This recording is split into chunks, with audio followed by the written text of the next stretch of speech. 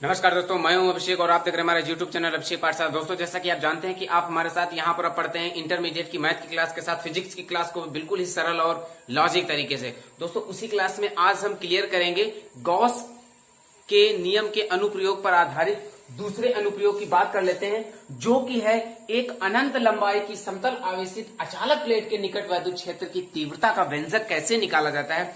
इसे आज हम बिल्कुल ही डिसिप्लिन और बहुत ही इजी मेथड से हल करेंगे। ठीक है, तो दोस्तों आज का वीडियो बहुत ही इंपॉर्टेंट होने वाला है, इसलिए मेरे वीडियो को लास्ट तक देखिए।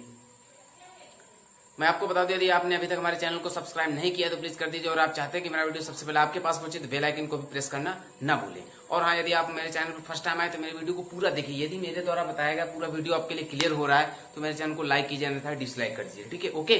तो हम बात कर लेते हैं यहाँ पर इंटरमीडिएट के फिजिक्स में लेसन 1 के गॉस के नियम के अनुप्रयोग पर आधारित दूसरे अनुप्रयोग की बात कर लेते हैं। गॉस थ्योरम से जो है वो है अनंत लंबाई की समतल आवेशित अचालक प्लेट के निकट वैद्युत क्षेत्र की तीव्रता का व्यंजक कैसे निकाला जाता है, इसे हम क्लियर कर लेते हैं। तो दोस्तों चलिए देख लेते हैं। यहाँ पर एक समतल आवेशित चादर रखी हुई है या चालक प्लेट रखी हुई है एबीसीडी। एक समतल आवेशित अचालक प्लेट रखी हुई है एबीसीडी, जो एक समान रूप से चार्ज है, जिस पर एक समान आवेश दिया गया है प्लस का। ठीक है, जो एक समान रूप से धनावेशित चार्ज है, इस पर जो सिग्मा है वो आवेश का पृष्ठ घन। ठीक है, एक समान रूप से आवेशित है, तो यहां पर इस आवेशित बिंदु से आर दूरी पर, यह आवेशित तल से आर दूरी पर एक बिंदु पी है। ठीक है, इस पी पर क्या ज्ञात करना है? इस पी पर वैद्युत क्षेत्र की तीव्रता हमें ज्ञात करनी है, और यहां पर वैद्युत क्षेत्र की तीव्रता जो है वो आपके क्षेत्र के समांतर है। ठीक है, ना कि लंबवत है। और इसके द्वारा यहां पर जब हम बिंदु पी पर एक अल्प पृष्ठ की कल्पना करते हैं, एक अल्प पृष्ठ ले लेते हैं जो कि डीए द्वारा है, तो वो अल्प पृष्ठ जो डीए होगा वो भी आपके वैद्युत क्षेत्र के समांतर ही होगा, क्योंकि इनके बीच का कोण डीए और ई वेक्टर के बीच का कोण 0 अंश बनना है, अतः ये दोनों आपस में कैसे होंगे? समांतर होंगे। ठीक है, ठीक इसी चादर के दूसरी ओर आवेशित बिंदु से आर दूरी पर एक अन्य बिंदु क्यू है। ठीक है, जिस पर क्या है? एक अन्य बिंदु क्यू है, जिस पर क्षेत्रफल अवयव डीए वेक्टर और वैद्युत क्षेत्र ई वेक्टर एक दूसरे के समांतर इधर भी है। ठीक है, अब क्या है? बिंदु पी पर वैद्युत क्षेत्र की तीव्रता ज्ञात करने के लिए एक हम यहां पर बेलनाकार गॉसियन पृष्ठ की कल्पना करते हैं। ठीक है, एक बेलनाकार गॉसियन पृष्ठ की कल्पना करते हैं जिसका तल इस चादर के लंबवत है। जो बेलनाकार गॉसियन पृष्ठ है उसका तल इस चादर एबीसीडी के लंबवत है, और ठीक उसी प्रकार जो इस बेलनाकार तल का दूसरा भाग है, जो पॉइंट यहाँ पर जो P और Q है, ये आवेशित तल से समान दूरी पर है।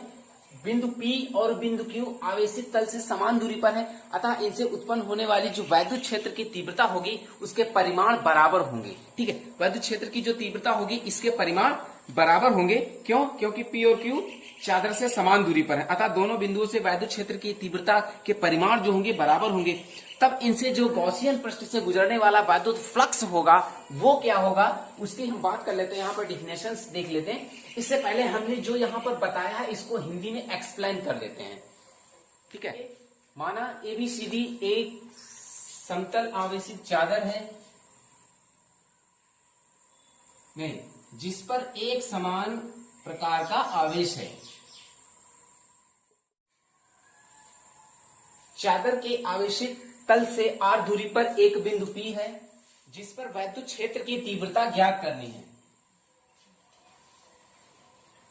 अब इस चादर एबीसीडी के समक्ष हम एक बेलनाकार गॉसियन पृष्ठ की कल्पना करते हैं जिसका तल चादर के अभिलंबवत होगा। बिंदु P पर वैद्युत क्षेत्र ई वेक्टर तथा क्षेत्रफल अवयव डीए वेक्टर एक दूसरे के समांतर होंगे। एक दूसरे के समांतर होंगे। अब यही प्रक्रिया सेम हमारे पॉइंट्स Q पर भी लागू होती, वहां पर भी वैद्युत क्षेत्र डीए वेक्टर, वैद्युत क्षेत्र ई वेक्टर और क्षेत्रफल अवयव डीए वेक्टर भी एक दूसरे के समांतर होंगे। तो यहाँ पर क्या होगा? जब समांतर होंगे तो इनके बीच का एंगल जो होगा वो 0 अंश होगा। ठीक है, तब यहाँ पर गॉसियन पृष्ठ से गुजरने वाला जो वैद्युत फ्लक्स होगा वो क्या होगा?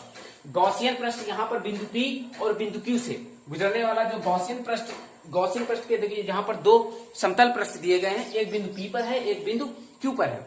तो बिंदु P और Q पर जो डीए वेक्टर बन रहा है वो बिंदु P और Q के कारण नहीं, बल्कि इसमें जो अल्पांश अल्प पृष्ठ दिया गया उसके कारण डीए वेक्टर बना। अब उसकी दिशा, डीए वेक्टर की दिशा और ई वेक्टर की दिशा दोनों एक दूसरे के अनुदिश हैं, इसलिए इनके बीच का कोण 0 होगा और ये दोनों आपस में समांतर होंगे। अतः गॉसियन क्या लिखेंगे, अतः गॉसियन पृष्ठ से गुजरने वाला वैद्युत फ्लक्स, गॉसियन पृष्ठ एक बिंदु P पर है और एक बिंदु Q पर है, चूंकि दोनों की दिशा एक जैसी है, अतः दोनों से गुजरने वाला जो गॉसियन पृष्ठ का परिमाण होगा, गॉसियन पृष्ठ होगा, वो समान दिशा में गुजरेगा। ठीक है,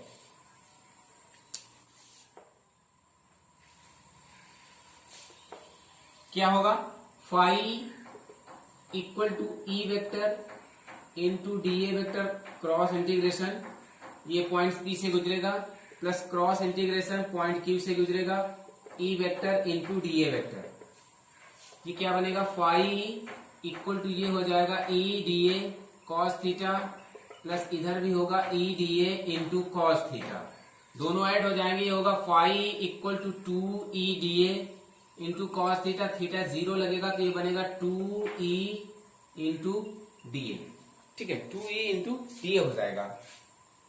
अच्छा, अब यहां पे क्या करेंगे, दोनों पक्षों का समाकलन कर देंगे, ये यहां पे आएगा phi equal to 2e into d a, दोनों पक्षों का जब समाकलन कर देंगे, cross integration phi equal to इसका 2e बाहर होगा, क्रॉस इंटीग्रेशन डीए हो जाएगा। ठीक है, ये बनेगा फाई का समाकलन फाई होगा 2e और इसका समाकलन होगा a।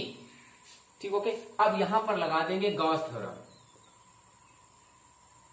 यहां पर लिखेंगे we know that Gauss theorem होती है क्या, phi equal to q upon epsilon naught होती है, गॉस थ्योरम होती है phi equal to q upon epsilon naught. Gauss theorem को पुट करेंगे यहां पर, देखिए तो ये क्या बनेगा, ये बन जाएगा q upon epsilon naught equal to 2e into a।